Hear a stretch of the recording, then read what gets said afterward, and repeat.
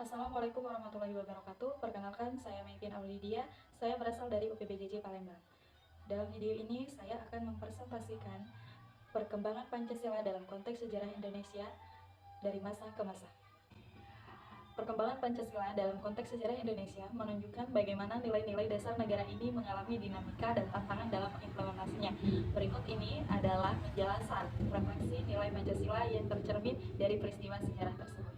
Pada awal kemerdekaan 1945, Pancasila dirumuskan sebagai dasar negara yang menjunjung tinggi nilai-nilai persatuan, demokrasi, dan keadilan sosial.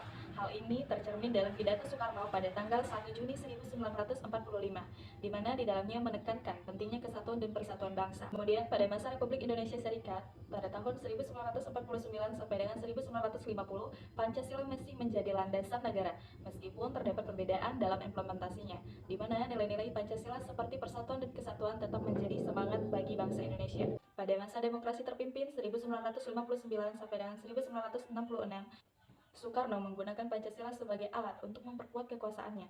Namun, hal ini menyebabkan penyimpangan nilai-nilai Pancasila seperti demokrasi dan keadilan sosial. Nilai-nilai Pancasila yang digunakan untuk melegitimasi dan kekuasaan otoriter. Pada masa Orde Baru 1966 sampai dengan 1998, Pancasila digunakan sebagai alat untuk mempertahankan kekuasaan dan menekan oposisi. Pemerintah Orde Baru menggunakan Pancasila sebagai ideologi negara untuk melegitimasi kekuasaannya. Namun hal ini juga menyebabkan penyalahgunaan kekuasaan. Pada masa reformasi 1998 sampai saat ini, Pancasila kembali menjadi perhatian sebagai landasan negara yang menjunjung tinggi nilai-nilai demokrasi, keadilan sosial, dan persatuan. Nilai-nilai Pancasila menjadi penting dalam membangun demokrasi dan mempromosikan hak asasi manusia. Dari perjalanan sejarah Pancasila, kita dapat mengambil pelajaran bahwa nilai-nilai Pancasila sangat relevan bagi generasi muda saat ini. Nilai-nilai seperti persatuan, demokrasi, dan keadilan sosial masih sangat penting dalam membangun bangsa yang kuat dan sejahtera. Generasi muda dapat belajar dari sejarah bahwa implementasi Pancasila harus dilakukan dengan konsisten dan tidak boleh disalahgunakan untuk melegitimasi kekuasaan otoriter.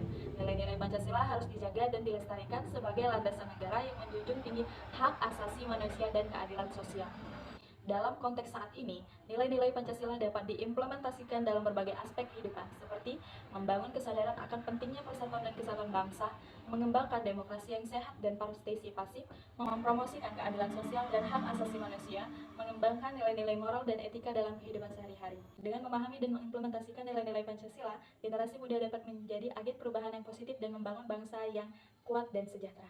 Demikianlah presentasi dari saya. Apabila ada kesalahan, saya mohon maaf. Saya akhiri. Wassalamualaikum warahmatullahi wabarakatuh.